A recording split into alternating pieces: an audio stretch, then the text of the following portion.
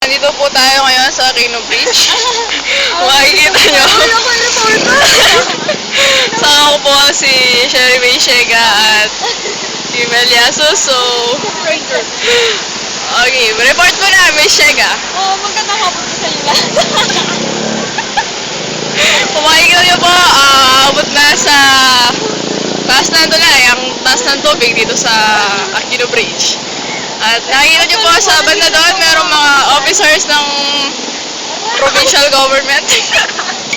Parang nawatal ba yun dito? Hindi, magaling ka naman! Ayan po. Delikado na po ang lugar. Kaya Kailangan lang likasin.